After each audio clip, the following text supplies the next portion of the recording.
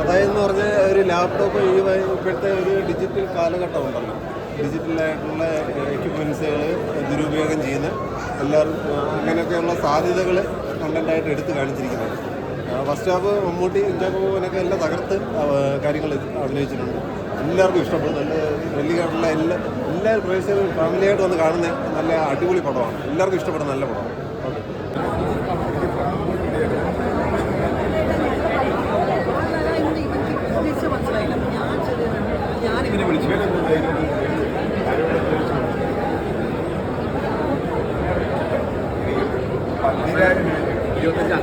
അങ്ങോട്ട് എന്നെ മാറ്റല്ല പ്ലീസ്.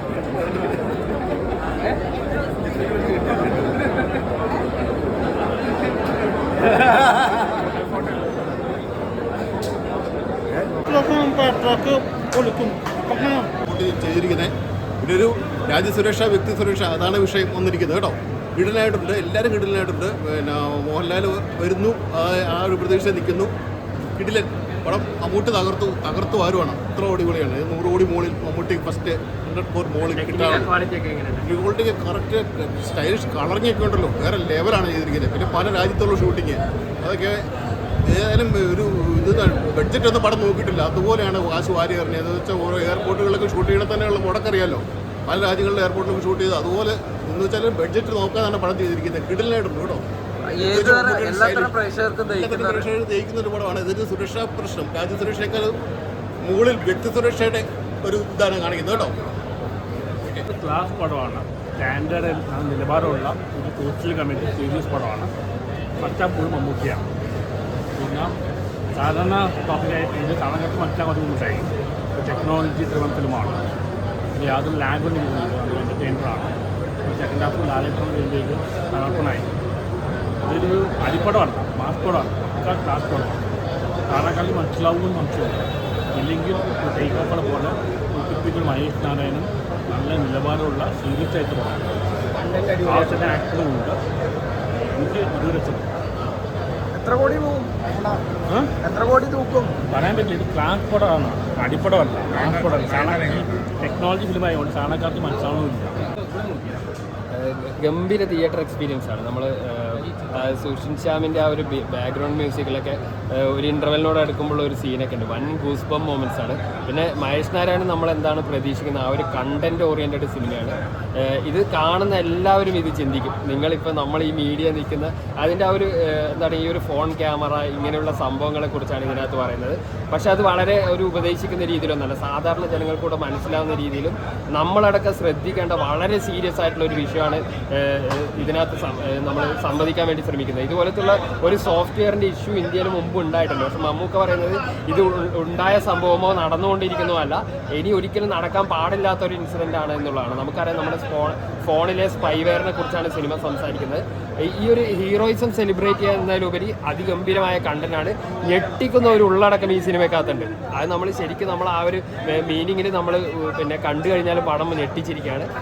അടിപൊളിയായിട്ട് സിനിമ വന്നിട്ടുണ്ട്. മമ്മൂക്കയുടെ സ്റ്റൈലിഷ് ലുക്ക്, ഫാൻസിന് വേണ്ടിയുള്ള രീതിയിലുള്ള എല്ലാ സംഭവങ്ങളും ഉണ്ട്. ട്വിസ്റ്റുകളല്ല, ഒരു സ്ലോ ആയിട്ട് കഥ പറയുന്ന രീതികളാണ് സിനിമ വന്നിരിക്കുന്നത്. പിന്നെ ഫോറിൻ ലൊക്കേഷനൊക്കെ ഒരു രക്ഷയില്ല. ടെക്നിക്കൽ ക്വാളിറ്റി അടിപൊളി, ക്യാമറ അടിപൊളി. പിന്നെ അതിനകത്ത് ഫഹദിൻ്റെ ഒരു സീനുണ്ട്, ഒരു ഫൈറ്റർ ജെറ്റിനകത്തു നിന്നുള്ള. അതൊന്നും മലയാള സിനിമയിൽ ഇതുവരെ കാണാത്ത രീതിയിലുള്ള ആണ്. നമ്മളിപ്പോൾ കുറേ സിനിമകൾ കണ്ടിട്ട് നമ്മൾ ഇത് നോർമൽ ആണല്ലോ എന്ന് വിചാരിക്കും. പക്ഷേ അതൊരു മലയാളം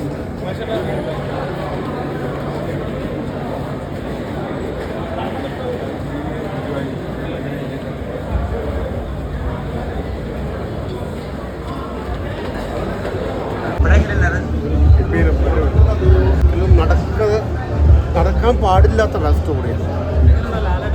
ലാലേട്ടനും മമ്മൂട്ടിയും വർഷങ്ങൾക്ക് ശേഷം ഒന്നിച്ചില്ല. സൂപ്പർ, ഒന്നും പറയാം. ആ വരവ് ഒന്നൊന്നര വരവ് തന്നെയാണ്.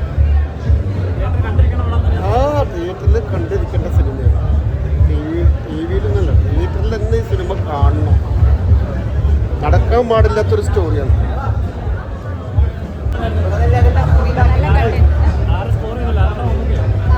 നല്ല മൂവി, രണ്ടുപേരും കണ്ടിട്ടായിരുന്നു. നല്ല പടം. നമ്മുടെ സമൂഹത്തിലോട്ട് നല്ലൊരു മെസ്സേജാണത്. സോഷ്യൽ മീഡിയയുടെ തെറ്റായൊരു ഉപയോഗമൊക്കെ അതിൽ ശരിക്കും വരച്ച് കാണിക്കുന്നുണ്ട്. ഒരു ഡിഫറെൻറ്റ് എന്താണ് എൻ്റെ ഒരു മൂവി എന്ന് പറയും. നമുക്ക് ഇന്നുവരെ നമുക്ക് കാണാത്ത ഒരു വ്യത്യസ്ത രീതിയിലുള്ള കുറേ ദുരൂഹതകൾ നിലനിൽക്കുന്ന അവർ കുഴപ്പമില്ല. കോമ്പിനേഷൻ സീനൊക്കെ അടിപൊളിയാണ്. പക്ഷേ അധികം ശരിക്കും അതിൽ നിറഞ്ഞു നിൽക്കുന്നത് മറ്റുള്ളവർ തന്നെയാണ്. എങ്കിലും സമൂഹത്തിൽ നല്ലൊരു സോഷ്യൽ മീഡിയയുടെ ദുരുപയോഗമൊക്കെ ശരിക്കും അതിൽ വരച്ച് കാണിക്കുന്നുണ്ട്. അത് സമൂഹത്തിന് നൽകുന്ന നല്ലൊരു മെസ്സേജ് കൂടിയാണ്.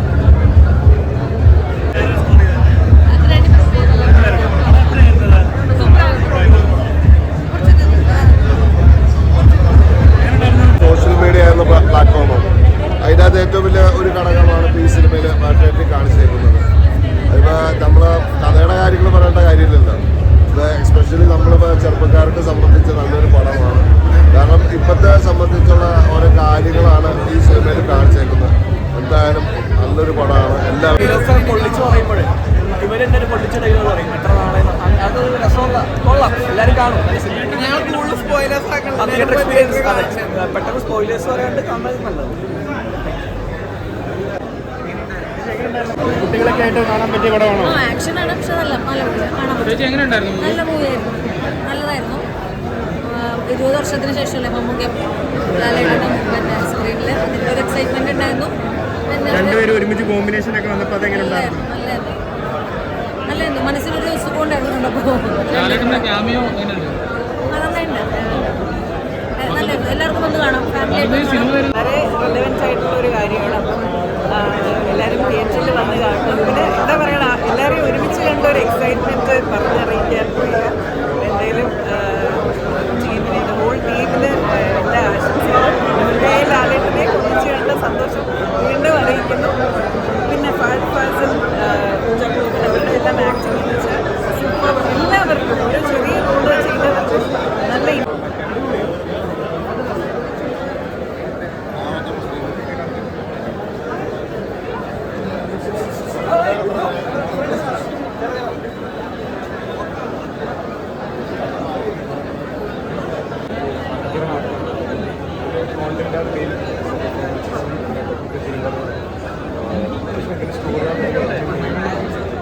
ഒരുപാട് സന്തോഷമുണ്ട്.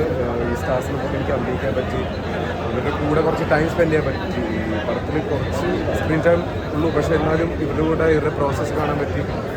ഒരുപാട് പഠിക്കാനുണ്ടായി. അപ്പോൾ ഒരുപാട് സന്തോഷം. ഓഡിയൻസ് ഏറ്റെടുക്കുമെന്ന് വിശ്വസിക്കുന്നു. അത് ഇങ്ങനത്തെ പോലത്തെ സിനിമ സ്വീകരിച്ച ഇനിയും ഇങ്ങനത്തെ ഒരു ബിഗ് ബഡ്ജറ്റ് ഇനിയും ഇത്രയും സ്കെയിലുള്ള സിനിമകൾ ഇനിയും വരാൻ ചാൻസ് ഉണ്ട്. അപ്പോൾ നമ്മളെ സപ്പോർട്ട് ചെയ്യാതെ മലയാളം ഇൻഡസ്ട്രി ഒരുമിച്ച് എല്ലാവരും ഒരു ടീം വർക്കാണല്ലോ ഇത്. എല്ലാ സ്റ്റാഫും എല്ലാ ടെക്നീഷ്യന്മാരൊപ്പം ഒരു 1.5 വർഷം 2 വർഷത്തെ ഒരു സിനിമയാണ്. അപ്പോൾ ഓഡിയൻസിനോട് പറയാനുള്ളത് മാക്സിമം നമ്മൾ സപ്പോർട്ട് ചെയ്യുക.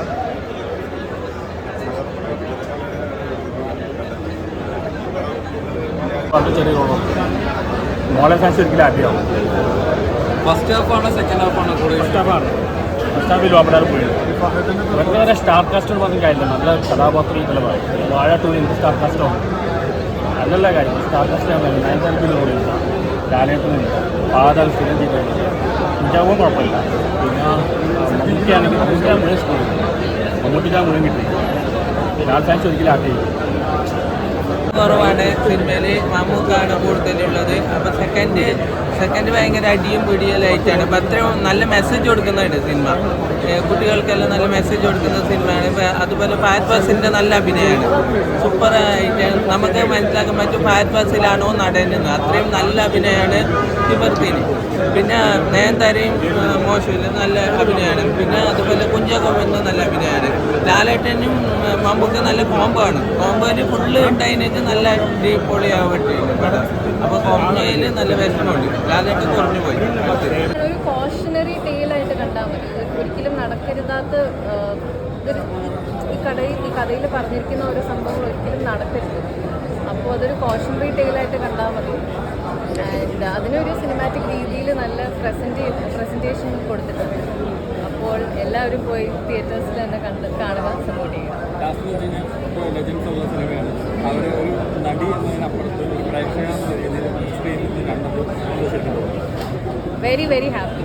ശരിക്കും ഞാൻ ഈ കഥ വായിക്കുമ്പോൾ ഒരു ഓഡിയൻസ് മെമ്പറായിട്ടാണ് ഈ സ്ക്രീൻ പ്ലേ ആദ്യം വായിച്ചത്. അപ്പോൾ സ്ക്രീൻ പ്ലേ വായിച്ചപ്പോൾ നമ്മുടെ മനസ്സിൽ കാണുന്ന ആ സിനിമ ഈ ഫൈനൽ ഔട്ട്പുട്ടുമായിട്ടും അതിലേറെ ആയിട്ടുണ്ട്. അപ്പോൾ വളരെ വളരെ ഹാപ്പിയാണ്.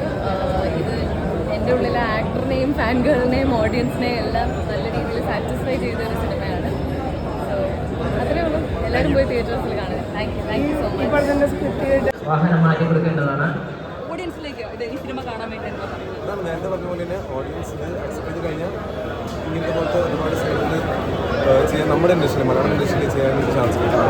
ഇതൊരു ബാരിയർ ബ്രേക്കിംഗ് മൂവി ആവട്ടെ വലിയൊരു ബോക്സ് ഓഫീസ് ഹിറ്റായി മാറാനുള്ള ചാൻസ്.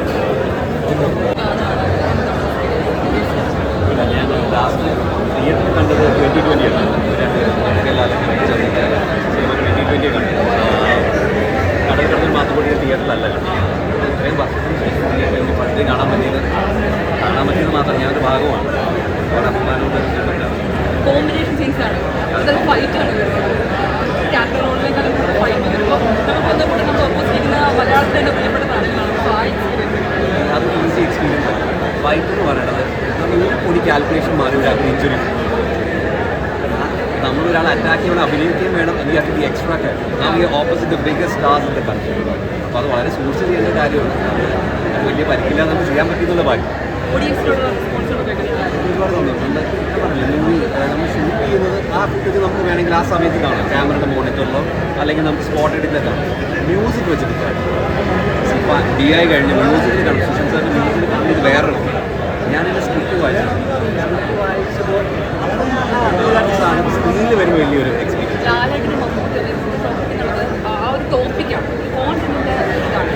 സോ അതിലേക്ക് ടോപ്പിക്ക് ഡിസ്കസ് ചെയ്യപ്പെടുന്നത് സിനിമയുടെ അത് ഇങ്ങനെ ഒരു കൊമേഴ്ഷ്യൽ പാറ്റേണിൽ പറഞ്ഞുകൊണ്ടാണ് നമുക്കത് കൂടുതൽ അല്ലെങ്കിൽ ഒരു ഈസിലി ഒരു ഡോക്യുമെൻ്ററി ടൈപ്പായി പോകുന്നൊരു കഥയാണ്. മനസ്സിലായി. ഇത്രയും എൻ്റർടൈനിങ് ആയിട്ട് അത് മാനു സാറിൻ്റെ work as A DOP, Mahesh സാറിൻ്റെ എഡിറ്റിംഗ് ആൻഡ് ഡിറക്ഷൻ, സുശാന്ത് സാറിൻ്റെ music combination perfectly work. Last ഇത്രയും നല്ല ആക്ടേഴ്സ് വന്ന് മനോഹരമായിട്ട് കഥ പറയാൻ പറ്റും.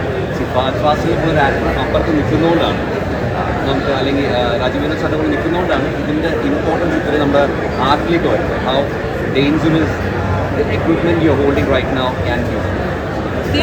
ഫഹദിൻ്റെ ഒരു വൺമാൻ ഷോ ഫഹദ് ഫാസിലിൻ്റെ ഒരു വൺമാൻ ഷോ ഉണ്ട്. ഫാദിൻ്റെ വർക്ക് ചെയ്യാൻ ഭയങ്കര രസമാണ്. ഫാദിക്കായിട്ട് ഞാൻ ആ സീനിൽ വർക്ക് ചെയ്യുമ്പോൾ ഷോട്ട് കഴിഞ്ഞാൽ ഫാദിക്ക ആലോചിച്ച് കോൺവെർസേഷൻ ഉണ്ടാക്കിയിട്ട് സംസാരിക്കും. അതായത് ഞാൻ ഫാദിക്കയുടെ ഹോസ്റ്റലായിട്ട് ഞാൻ ഫോർത്ത് സ്റ്റാൻഡേർഡിൽ പഠിക്കുന്ന ഫാദിക്ക 8 or 9 അന്നത്തെ കാര്യമൊക്കെ ചോദിച്ചു.